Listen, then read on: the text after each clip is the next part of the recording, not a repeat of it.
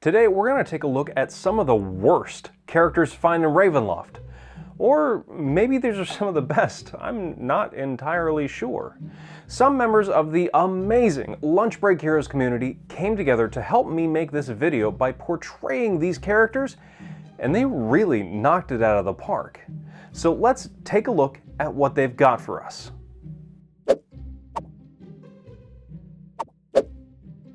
I live and travel alone. Everyone I've ever known is dead. My parents died before I was even born. I rely only on myself and dress only in black leather. No, I don't want to be your friend. Keep your distance. All right. I'll travel with you if I must, but I will disappear super mysteriously the first chance I get. Thank you, Crimson Citizen, for your video. That was fantastic. Lone Wolf characters are problematic for a variety of reasons. They always want to be the anti-hero rather than an actual hero. Also, your Lone Wolf character really isn't the main character as much as they want to be. You're part of an ensemble cast, so you have to act like it. Lone Wolves were great in movies and books, but they're often an absolute disaster at the gaming table. Aside from that, Lone Wolves are robbed of one of the biggest storytelling opportunities out there, and that's connection to other people. Friends, family, relationships, all these interpersonal connections provide storytelling opportunities for not only you as the player, but your game master as well. If your character lacks these things, then there's nothing tying them to the story. It's like your character is a wet bar of soap and the game master's frantically trying to grab a hold of them during the narrative, but there's just nothing to hold on to. So don't be afraid to have actual living friends and relatives in your backstory. Just like in the real world, these people may not be an active part of your life, but they're still around. And like real world relatives, your game master just might have them show up at the worst possible moment. Except this time it'll be fun.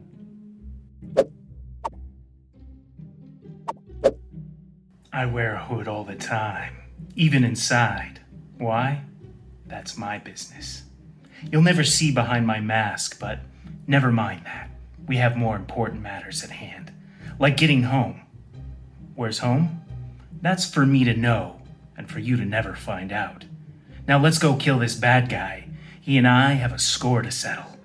What score is that, you ask? None of your business. And who am I? That's one secret I'll never tell. Wow, sorry I asked. But thank you, Jack, for that video. Now, if your character is a big ball of nothing, wrapped up in a puzzle, insulated with a mystery, bundled in an enigma, and tied off with a conundrum, well then they're still just a big ball of nothing. Any secrets that your character has need to mean something. They need to inform who the character is, where they come from, and why they are the way that they are. Secrets are a great storytelling tool, but only if they're discoverable and valuable in some way. We all like to discover juicy tidbits about other characters. It's sort of like a little victory. Not every secret needs to be world-shattering, though. Maybe that mysterious talisman that they wear around their neck was just a gift from their estranged daughter, and they really just don't like to talk about that part of their lives very often. But get to know them and maybe those details can start to come out. So make sure your character's really cool secrets have a purpose and that they at least have a chance of having a payoff. And make sure that there's actually something worthwhile underneath that dark hood. Before we move on with that next one, you gotta know you can get all of the Lunch Break Heroes written guides over on Patreon for just as little as $1 for their printable versions. For an extra $1, you can get the beautifully typeset full-color PDFs, yours to download and keep forever. In addition, you can get Raising the Stakes, our full book, 105-page guide to Curse of Strahd for free. We can't sell it on DM's Guild, so you can get it for free over at lunchbreakheroes.com. Either sign up for the newsletter or sign in and create your own user account. You can get it from the member content section. That being said, let's check out the next character type.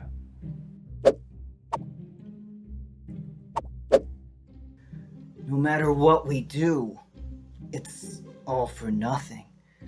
The only thing we can do is survive, Another day.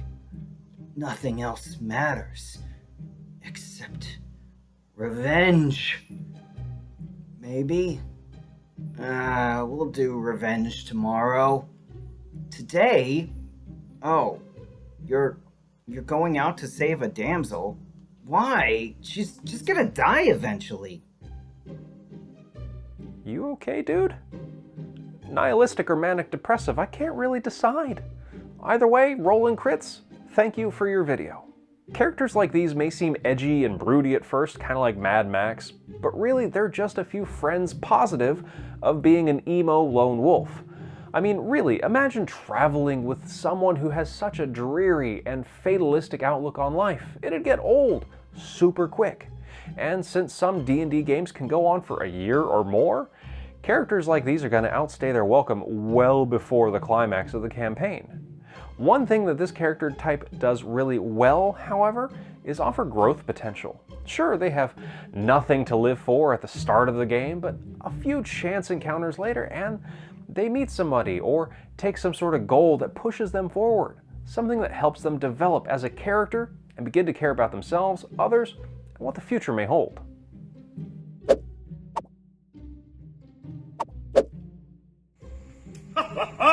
I laugh in the face of evil. I fear no man, beast, or abomination. I've seen them all time and time again, and none of them have ever stopped me.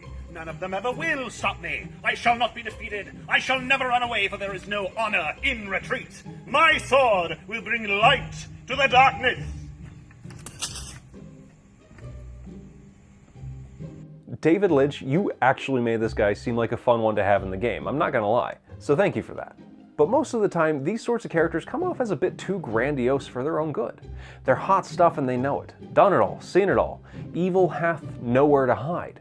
But where the heck does this character have to go in terms of development? I mean, if they've done it all and seen it all, what's really left? This is the kind of character that at level 1 was a general in the King's army. I mean, really? Now this kind of character isn't so terrible if you take him in the right direction though, and that is backwards. The key is to knock him down a peg or two and show him that he really isn't all that. By knocking him off his own little pedestal, you give him some perspective on the world and an opportunity to grow. And at that point, he can really begin to be a fun addition to the party.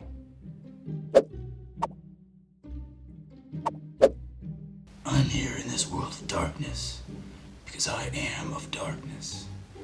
You see, I'm a monster myself. Werewolf, vampire, whatevs. And because I'm a monster, I know everything there is to know about the oogies and the boogies out there. Nothing is gonna get the drop on us. No siree. Not a single horrific event will ever befall our adventuring party. Not while I'm around.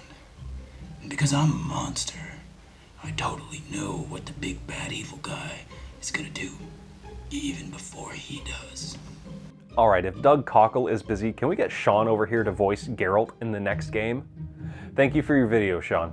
We've all seen these tropes before. Monstrous being turns over a new leaf and starts working with the good guys. Cue internal conflict when they have to turn against their original people. While this might make for a great teen drama on Netflix, there's a couple of reasons that I don't think this works out so well at the gaming table. First, D&D doesn't have very good rules around monstrous player characters, especially vampires and werewolves. You'd think something like that would have come out with Van Richten's Guide to Ravenloft, but you'd be wrong. Instead, you'd need to turn to other books like Grim Hollow for anything that passes muster. Next, having a monster in your party negates a bit of the horror of settings like Ravenloft.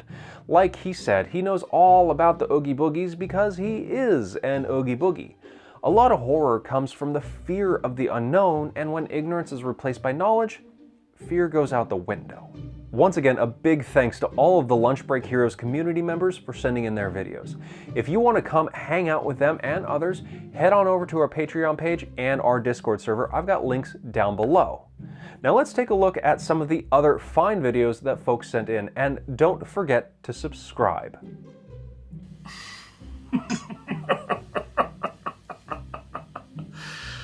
Oh, I laugh in the face of evil.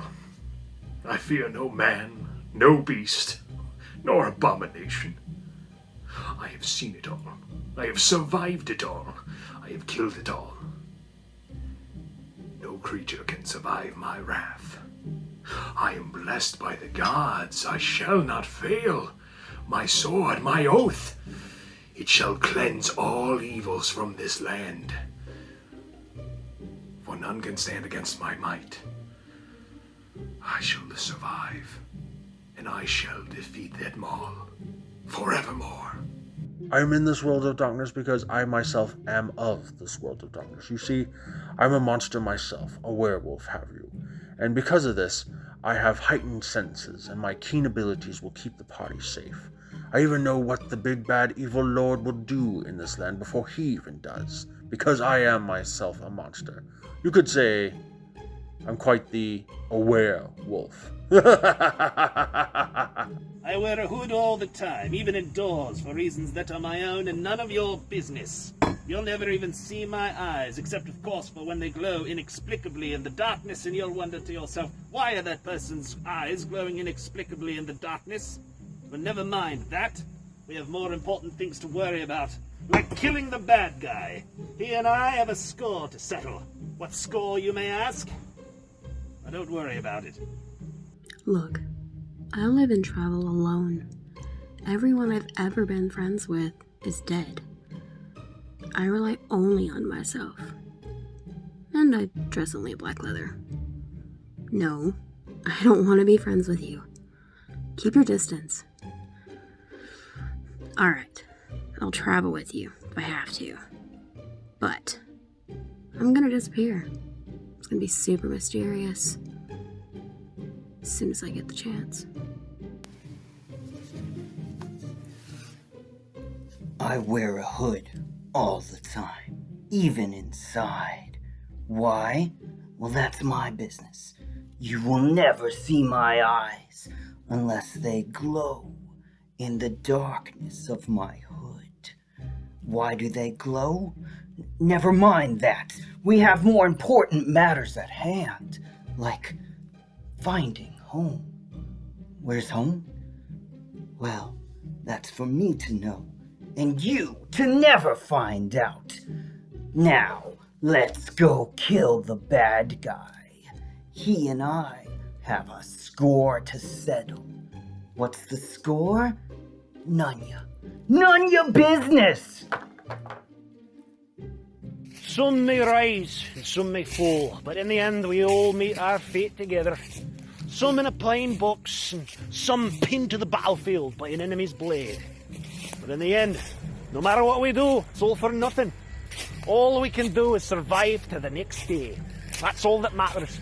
Except for maybe revenge. Nah. Greetings. My name shall not be known by you. I always wear a hood, even indoors. Why? That's my business. You'll never see my eyes except when they glow in the darkness of my hood. Why do they glow? Never mind that. We've more important business to get to, like getting home. Where's home, you might ask? That's for me to know, and for you to never find out. Now let's go kill the bad guy. You and I have a score to settle. What score, you might ask? None of your business. We may rise and fall, but in the end, we meet our fate together. Some of us in a pine box, some of us pinned to the field of battle by an enemy blade. No matter what we do, it's all for nothing. The only thing we can do is survive. Survive to another day. Nothing else matters. Except revenge. Maybe. Maybe we'll do revenge tomorrow. Maybe tomorrow. Maybe we'll do revenge then. What? Oh, you're going out?